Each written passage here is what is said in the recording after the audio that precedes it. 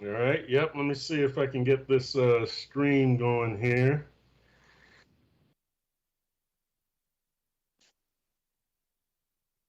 Let's see.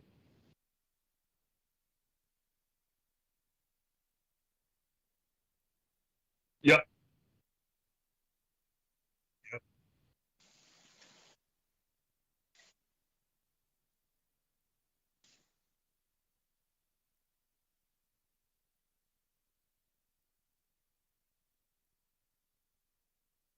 All right. Let's do it. Let's do it. Hang on. Let me get one sip of water. One water. One wipes. All right. Let's do it. I'm not seeing the stream, but that's all right.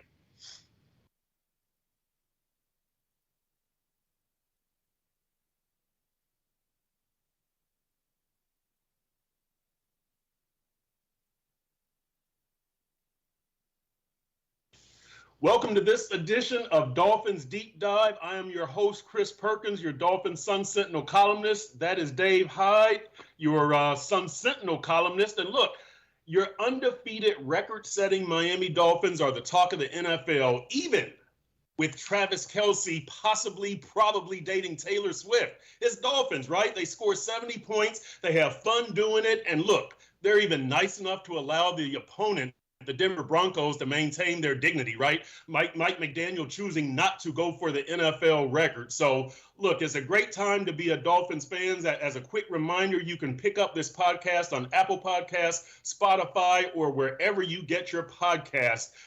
The Dolphins were absolutely electric on Sunday, Dave. They lit up Denver, but now they go up to Buffalo for an October showdown against the Bills. This should be a lot of fun. Let's dive in. So, Hyde, we're going to start right here. Is this the best Dolphins offense ever? I mean, they've got the weapons, they've got the creativity, they've got Mike McDaniel, they've got Tua, they've got Tyreek, they've got Jalen Waddle, Raheem Mostert is emerging, Devon Achane, who has changed the pronunciation of his last name, Achane is now moving for him. Is this better than the Marino offense and Clayton and Duper and with Shula presiding? What are we looking at here, Dave? Hyde?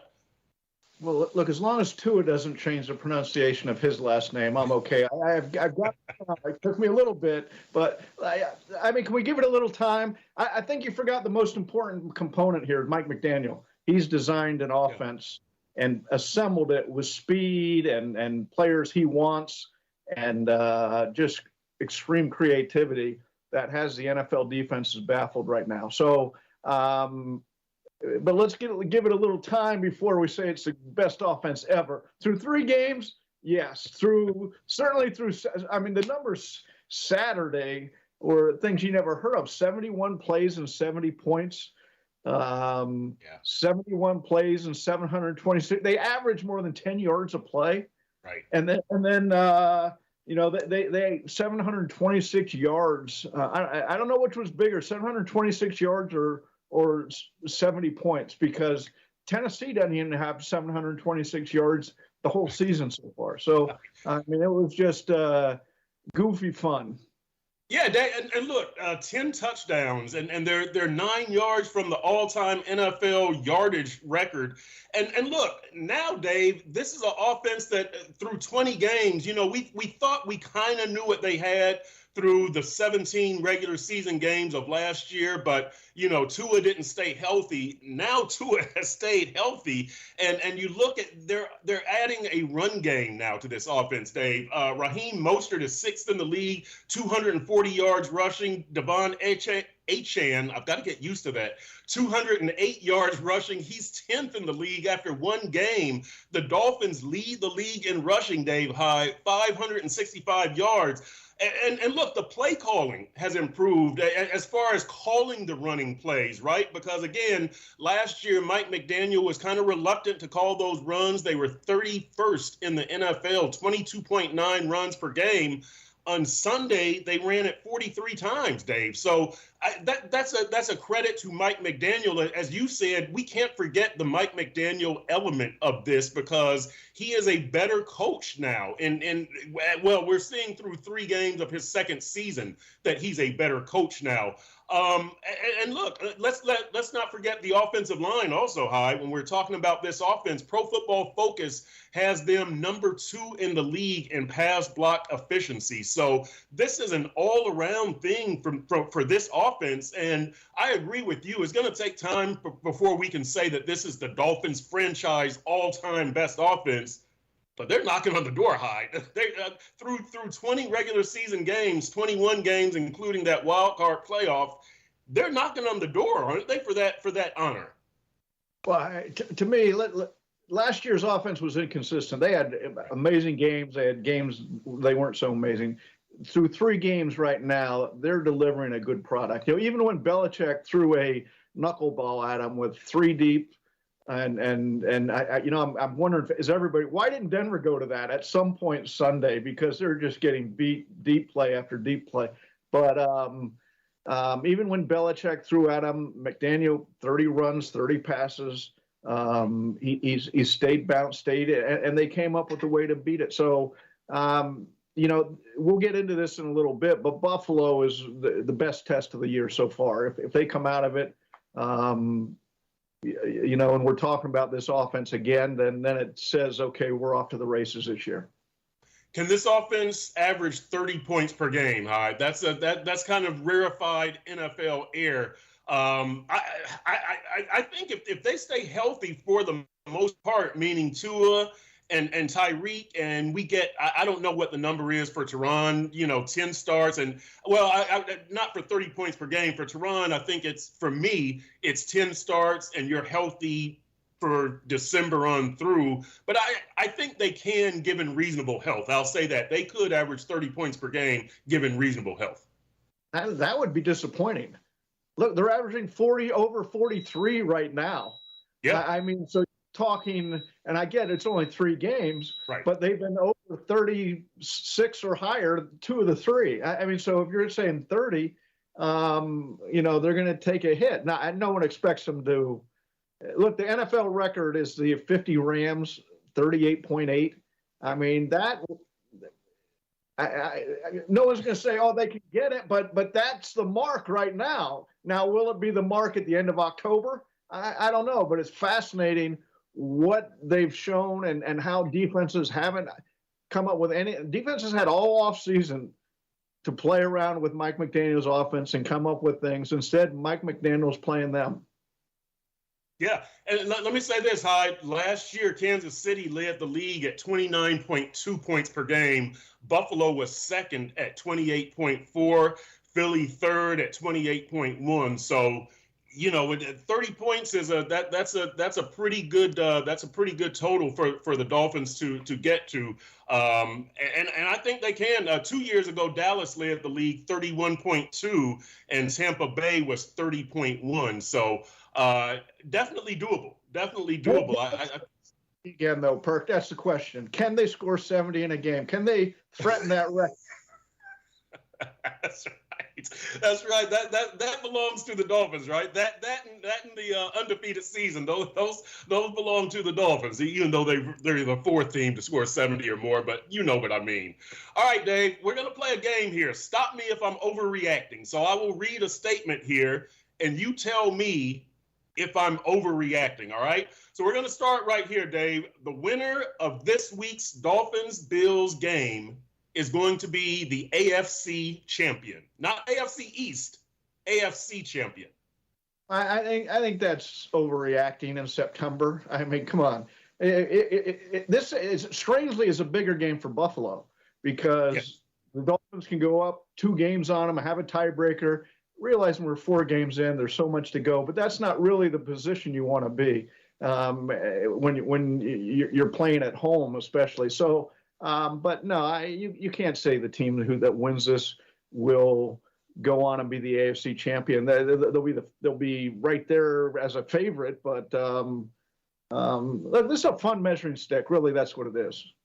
Yeah, and look, Kansas City and Cincinnati are still out there. We'll see what happens with Jacksonville. But I mean, I think the Dolphins have established themselves as one of the top teams in the AFC already. All right, Hyde, here's another one. Stop me if I'm overreacting. The Dolphins are going to the Super Bowl. I look, when they score 70 points, you really can't say you're overreacting to anything because it's built in. You should overreact. Are they going to the Super Bowl? This is the best chance since they last went to the Super Bowl to get back there. I mean, even the 92 team, when they went to the AFC Championship game and got blown out by Buffalo down here 29-10, Thurman Thomas still running slip screens on that defense. But yeah, you look and you wrote a column about it Sunday, and I thought it was sort of the under the radar story of the game. The offense, look, you put up a highway speed limit number of points in the game. That's the story. But the defense set up 3 touchdowns. It gave up 13 points. For all the talk, in week 1, Vic Fangio's defense, it is settling in to be the defense that I thought it should be a top 5 defense. Yeah, and I'll say this, when we talk about the Dolphins are going to the Super Bowl, to kind of build in a little bit more appreciation, they've won every game without some top talent. We know Jalen Ramsey hasn't been there. Teron Armstead has missed 2 games. Jalen Phillips has missed 1 game. They score 70 without Jalen Waddle. So, we can keep going about the honors for this team, but wow, they are really, really looking as good as I've seen them. Probably, maybe the Ricky Williams days, right? Probably, and then before that, the Zach JT days, right? No, because they had to run Ricky Williams like 40 times a game and they had a great defense. But they had to win one way, okay? This team is showing it can be explosive on offense. The defense is coming to right where you thought it would be with a lot of depth and giving offenses some trouble. Can the special teams come around and not have a blooper every game? That will be, at some point that's going to cost them. But I think this is the most well-rounded team that I've seen. Yeah, I agree. All right, Dave, here's another one. Stop me if I'm overreacting. Nothing that happens before Thanksgiving means anything in the NFL. Well, I wouldn't say it means anything for a team like the Dolphins that's not been there and that's trying to find its footing. Who are we? How good are we? Where can we go? And a sense of belief for other teams that Kansas City, for instance, I'd say, yeah, that's true. That they've shown they can win a Super Bowl. They've shown who they are when the games get big and money gets put on the table. So for them, yeah, I'd say it doesn't matter too much as long as they're, nobody's hurt or anything like that. But for the Dolphins, I think it is a bigger importance to set up a season of raising expectations, raising what we expect to do.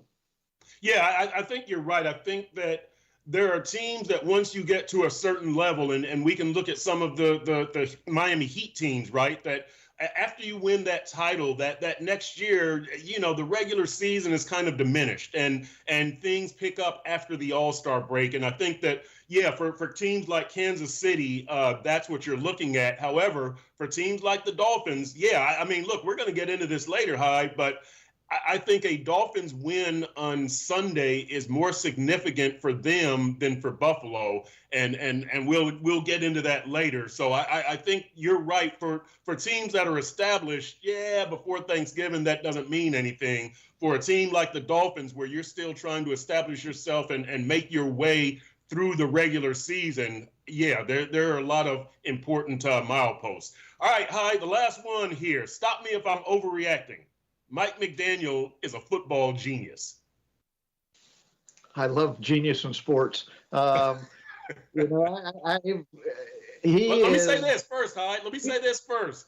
Surprise hire of the Dolphins of the last several decades, because you look at Sunday, there's Sean Payton on the other sideline. There's the guy they wanted. Everybody in the front office wanted him. The owner wanted him. They're plotting, bring him and Brady in. McDaniel comes in. He's the only team that interviewed him. Denver, his hometown team, didn't interview him.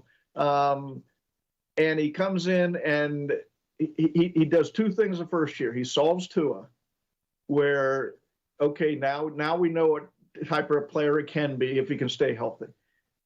And he takes a team to the playoffs. Now, as a talented team, it really should have, should have been. They had injuries and all, but now you see with an offseason, year two, when you look at Dolphins coaches in the last 20 years, from Dave Wansack, Nick Saban, Cam Cameron didn't get there, Tony Sperano, on down the line, year two is the one they stumble.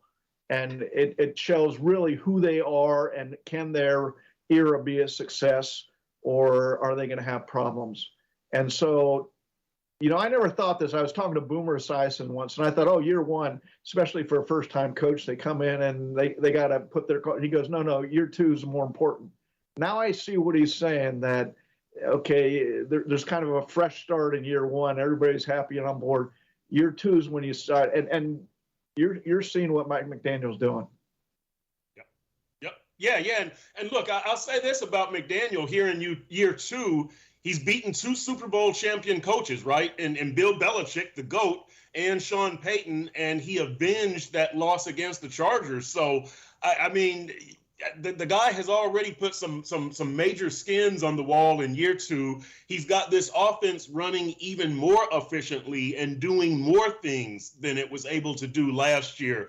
The penalties are down. The chain of command, the operation is better. We're not seeing those delay of games because they're having problems getting the call from the press box to the huddle. So we're seeing, the increase in the run.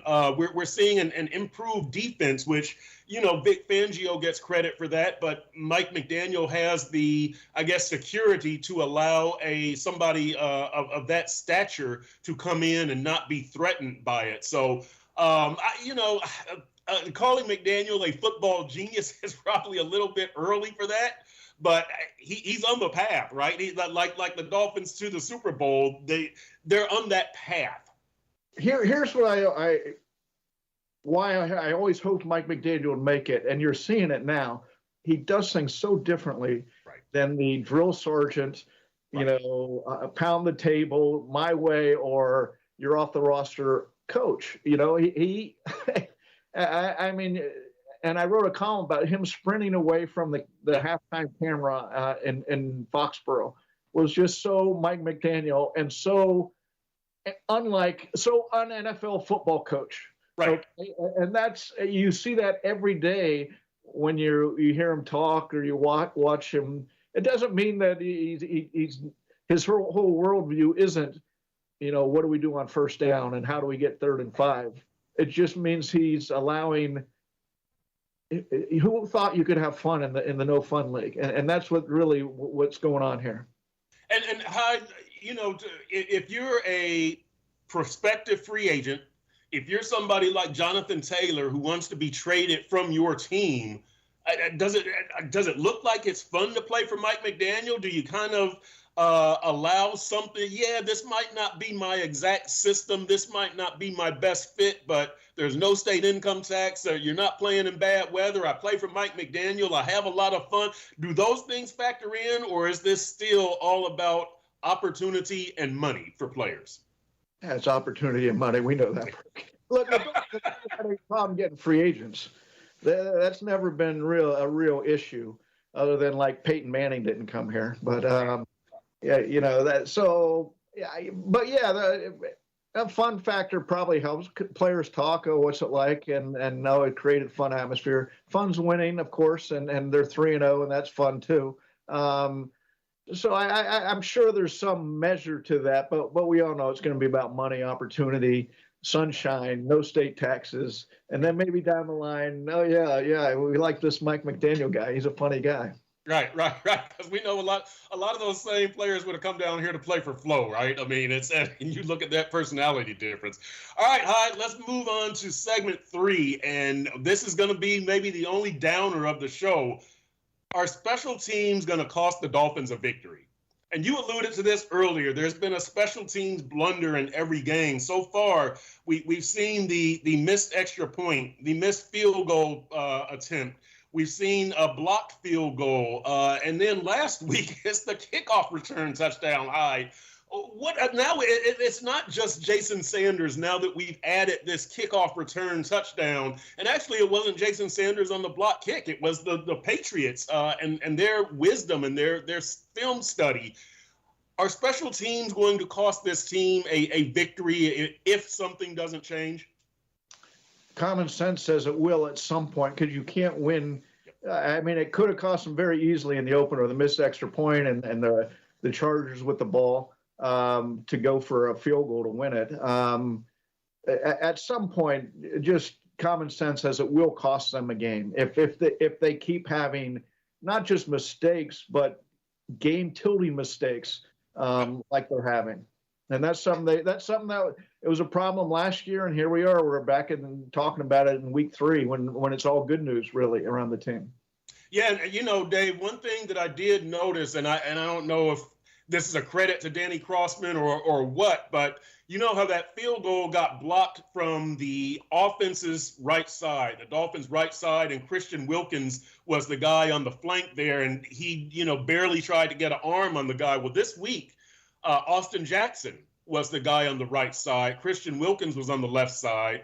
And then later on in the game, I believe Durham Smythe was there for a little bit. But so they did try to make an adjustment, and I'm not smart enough or wise enough, don't have the deep enough special teams knowledge to know why that adjustment was made. We'll talk to Danny Crossman on Thursday. He probably won't tell us because he's a football coach, and they don't tell us much of anything. But they did try to do that. But again, we're going to come back eventually to Jason Sanders, because I don't know what they're going to do in the kickoff return. And by the way, that kickoff return, I do want to ask Crossman this: in a close game, that kickoff that was fielded at the 1, I wonder if that's a fair catch and you take it at the 25. This was a blowout game, and maybe, you just, whatever, you're trying to make a play. But I do wonder the next time Jason Sanders kicks it to the 1, if it gets returned or if it's a fair catch and you get it at the 25. But anyway, Jason Sanders, I'll bring this up again. Should the Dolphins be bringing in kickers today, the day that you bring in players for auditions, in an effort to replace Jason Sanders? I don't think so, but what do you think? Well, I would have thought they'd made that decision over the offseason, really. Okay, where are we with Jason Sanders? And it hasn't been awful through 3 games. If you miss the extra point and that costs you a win, now it's awful. Okay. Right. But you got to be thinking who's out there, right? Look, every special teams coach has a list who's out there. And I thought, speaking of Danny Crossman, I thought the interesting thing he said before the Patriots game was the Patriots do things differently. They go out and recruit, get special teams players. Yeah. And it was a, subtle message, like maybe things aren't like that around here. I don't know, but all he was saying, they do things differently than all the other teams, and they go out and get players specifically. And the Dolphins have, but there's some injuries this year. Again, Keon Crossan, and so, but look, they got to pick up the special teams. You can't have blunders like this week after week. Yeah, and one of the big things with the special teams is also field position, and so you could be giving away a lot of field position through these special teams blunders. Obviously, the kickoff return, you gave up points, but when you miss a 55-yard field goal attempt or have it blocked, I guess the 49-yarder was blocked and the 55-yarder was missed. You're giving up field position there also. That's the other thing about these special teams blunders. And your defense has answered the call, and your offense has been good enough to make up for what the defense couldn't do. But yeah, you're putting so much more stress on the team, Hyde, when you can't do these special teams, when you can't execute these operations on special teams. So yeah, I agree with you. They will cost the Dolphins a victory at some point if you don't get it corrected. Again, I don't think this is all Jason Sanders, and the other caveat with Jason Sanders, pretty much it's the 50-yarders and beyond. From 49 and in, the guy is good enough, and I have to put this caveat in too. He kicked you to the field goal, right? To the playoffs last year, that 50-yard field goal against the Jets with 18 seconds left. But things are kind of getting to the action stage with both Sanders and Danny Crossman. They got to get this thing corrected. Here's the question: do you expect your kicker to make a 55-yard field goal? Because he was he's 4 of 13, I believe, right now in the last 2 years. So the question then turns on McDaniel. Why do you put him out there in a game-deciding situation that gave the opponent, the Patriots, the ball at their own 45 when he missed it, as odds said he would? So that's going to be the question with Sanders going forward. How does Mike McDaniel want to coach? Because he wants to go for it on 4th and inches. He wants to kick the 55. He wants to put all confidence on all his players all the time. And the question is, should you do that in moments like that? Yeah. All right, Hyde. We're going to move on to our next segment, and it's about Mike McDaniel, and it's whether he is attracting future, free agents with his personality and coaching.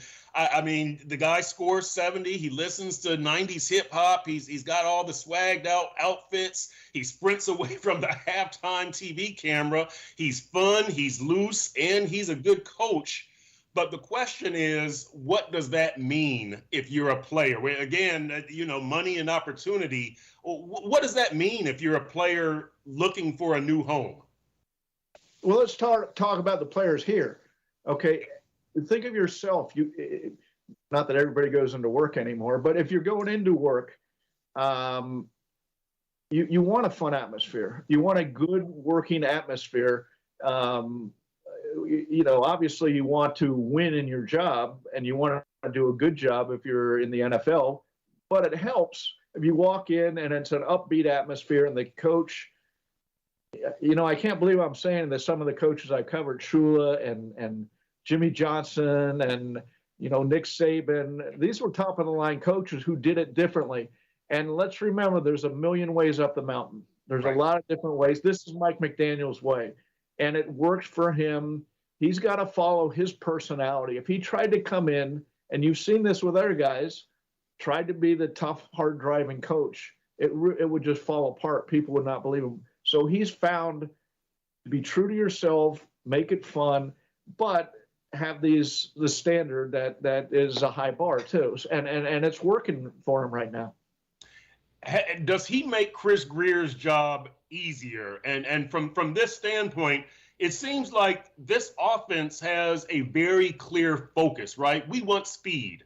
I don't know what they want from the tight end or from the offensive line, but it seems to me the directive here, Dave, from this head coach is more clear than it was from Saban or from Gase or from Philbin, who, you were kind of all over the place with those guys. But this seems to be a very clear, I want this. I want Achane. I want Mostert. I want Wilson back. Get rid of Mike Gesicki. I don't care. He seems to know very much what he wants. Does this help Chris Grier? Does this make Chris Grier a better GM? Well, I think every coach, I remember sitting down with Nick Saban and he had sheets of paper and he read the cornerback. Here's what he wants in a cornerback: the size, the speed, the height, all that, and what traits he wants. So they all have traits of what they want. Now, McDaniel's is just different. Everybody, I want speed. I want a speedy guy. Well, McDaniel wants a relay. He wants an Olympic relay back there on his team, and he's made no bones about it. Yep. So from the standpoint of telling Chris, look, when they drafted Achane,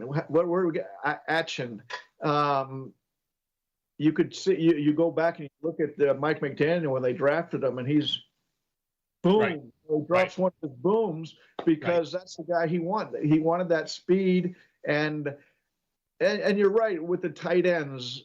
I realized at some point last year that, and I talked to San Francisco writers, the tight end is not a big component of the offense, and it makes no sense when they got George Kittle out there. Yeah, but they don't feature him. He is organically having huge games, but they don't go in saying, we're going to feed George Kittle. Like, for instance, Kansas City does Travis Kelce.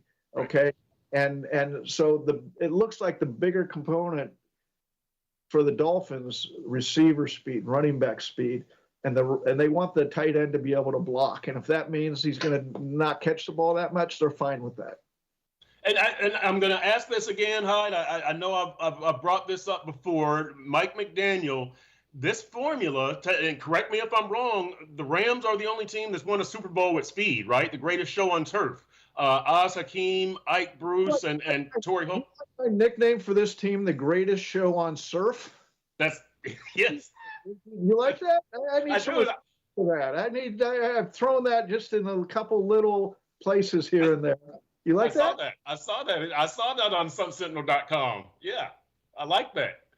So, I mean, can you win with speed? I mean, it's been done once in, the previous 56 Super Bowls, right? Can it be done again? Sure. I mean, look, 70 points, anything is possible.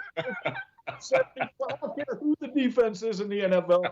You can do that. Anything is possible. Yeah, and you have the quarterback who now is in his element, right? You know, quick dart distributed passes, just like the basketball point guard, which was going back to the start of last year. What was the idea? And okay, now you're seeing it. He's okay. This is where I go with the ball, and he's accurate, and so it all fits together. Or at least it has through 3 games. But yeah, you're scared to death. It's not just speed, like with Tyreek Hill. He's the best receiver in the league. I mean, there's just no argument anymore. When you look at, he's not only productive, he's wide open on some of it, and it's just the routes he's run, the speed. Guys are scared to death of him. Okay, and he you know, I saw a stat. Patrick Surtain covered him 62% of the game, one-on-one, and Hill had 99 yards of catches against him. And Patrick Surtain might be the best cornerback in the league. Yeah. And so it's not just speed and things like, you got great talent to go with that speed. Right. Now, Justin Jefferson might have a problem with that, but I go back and forth on this because Jefferson is so good at running routes, and he's such a good receiver. But Tyreek, look at the yards per catch, and just how that opens up the offense for everybody. And look, I'm sure if I'm in Minnesota and I see Justin Jefferson every game, I might be saying he did. Right. But you know, we're limited with what we see him. I see Tyreek Hill, and I said this before. His first couple practices, I was walking out of the practice with Rick Spielman, and I said, "What do you think?" And he goes, "Oh my God, Tyreek Hill." And here's a guy who's trained to watch practice after practice all his life, and that's what jumped out to him, and that's what jumps out every game. I agree. Tyreek's value. I mean, you talk about most valuable player. His value to this team is just amazing. Hey, let me ask you one more thing about Mike McDaniel, and this isn't personality. This is coaching chops and reading a situation.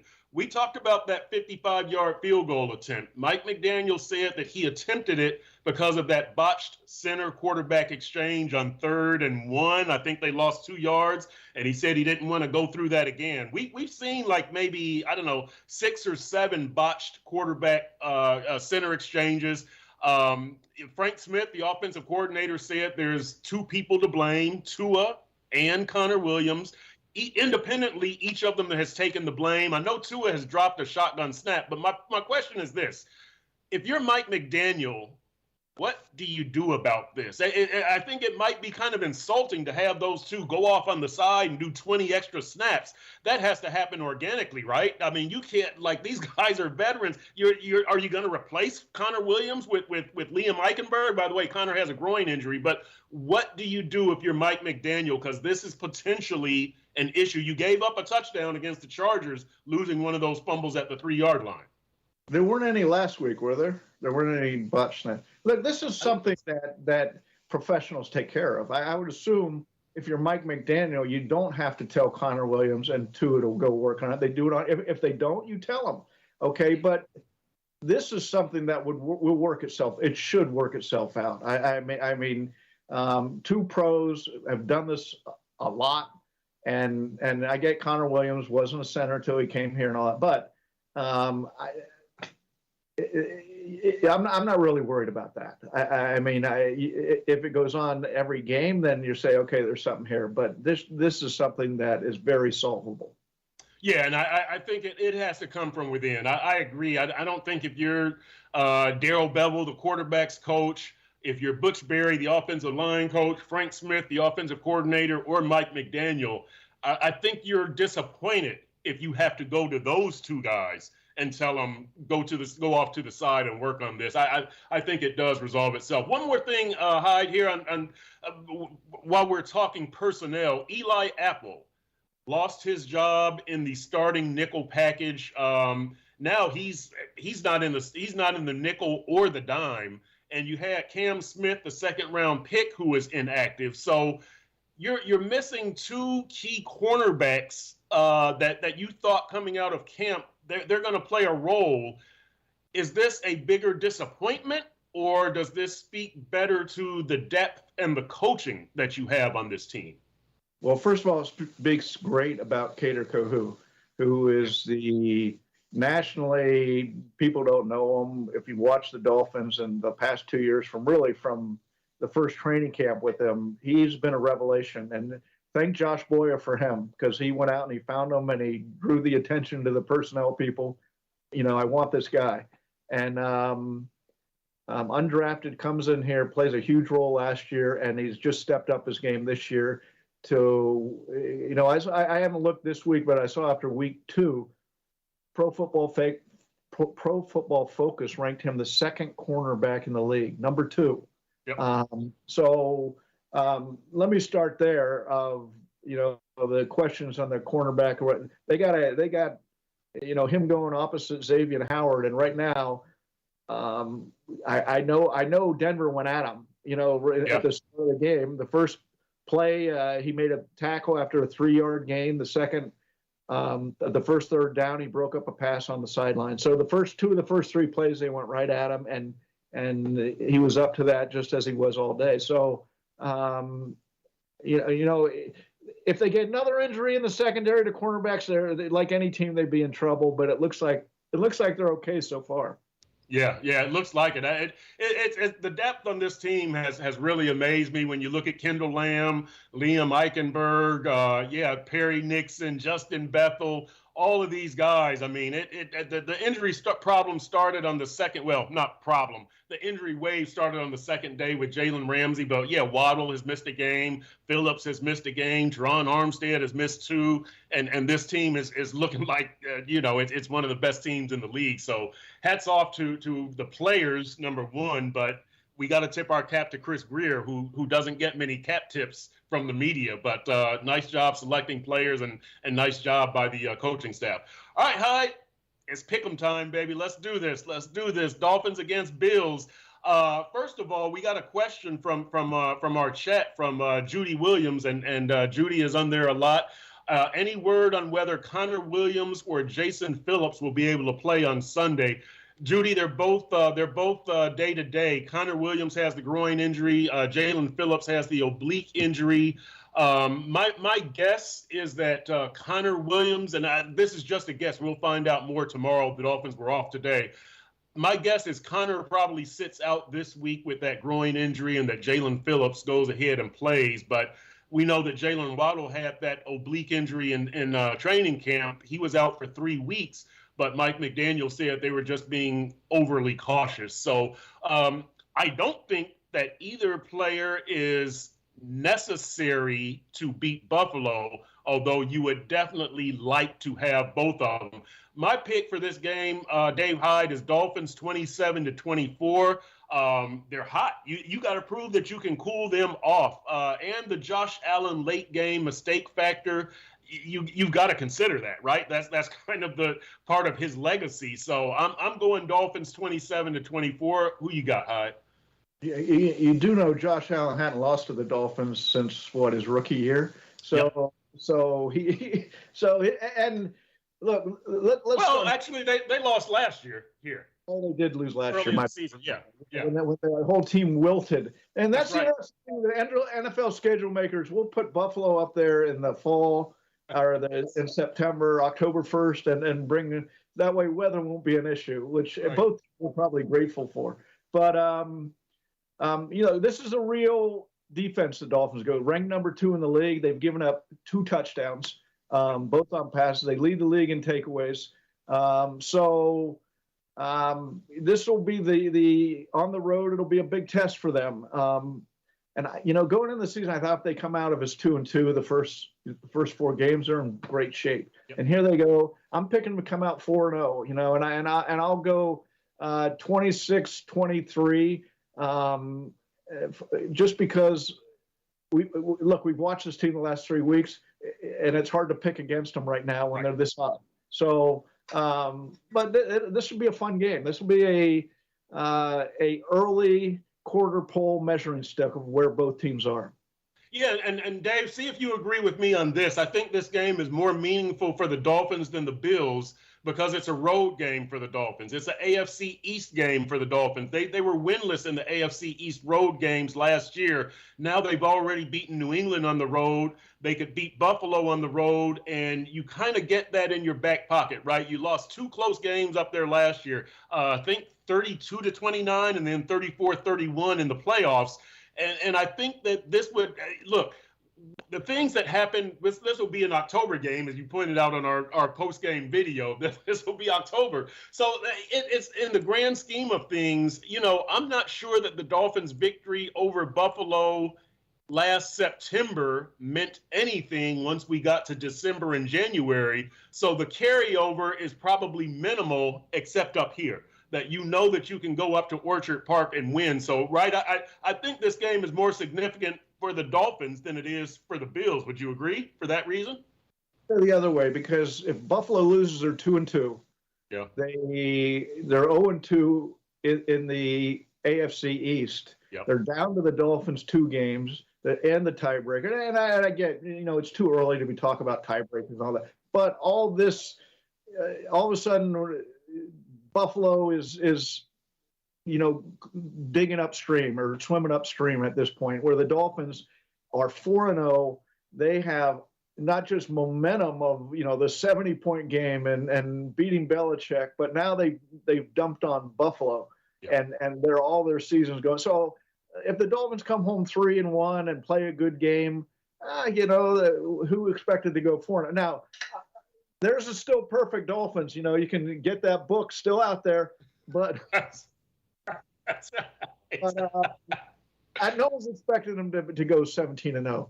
But if they start off 4-0, that's a quarter pole or almost quarter pole, 17 games now. It's a start nobody saw coming. And how about this, Dave? 2 things here. If they beat Buffalo, now you can realistically talk about the Dolphins getting a first-round playoff bye, correct? Yeah, I think you can realistically, that's on the table now. I mean, obviously, like all these conversations, it's a little early, but right. Sure, you look at who are the great teams coming on right now, and how could you not say the Dolphins are right there with everybody? Yeah, and here's the other thing: when we talk about looking ahead and having fun, if the Dolphins win this game, they would be 6-0 going into that Philly game, and that's a Super Bowl preview, right? Is it 6-0, right? It would be, yeah, right? I mean, that's because you get the Giants and Carolina here, right? I'm not even looking at the schedule when I could call it up. Vegas yet in February? Is this where this is going, Perk? You've made a hotel reservation on a flight for the Super Bowl, right? That's Vegas, baby, Vegas.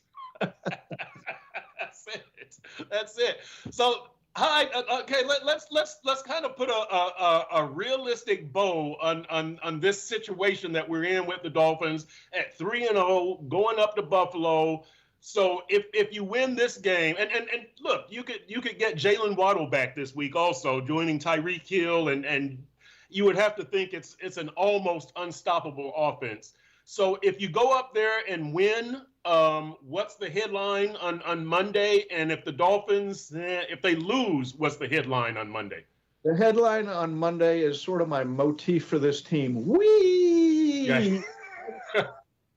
What fun this is, right? Not only are they winning, but they're winning in just a unbelievable fashion, very entertaining, electric, in a way that we haven't seen football played before, right? And so, yeah, if they win, then they're the hot pick. Everybody will be on board with them as a Super Bowl pick. And if they lose, to be honest, as long as they play well, they're fine. So it should be a fun game. Yeah, even if they lose, Hyde, the first quarter of the season, if you can call 4 games a quarter in a 17-game season, it's an overwhelming victory, right? I mean, you would be 3-1. You would have two road victories at New England and at the Chargers. So just play a respectable game, and you come out of the first quarter of the season looking absolutely fantastic. It's just a great start to the season so far for the Dolphins, and hopefully they keep it up.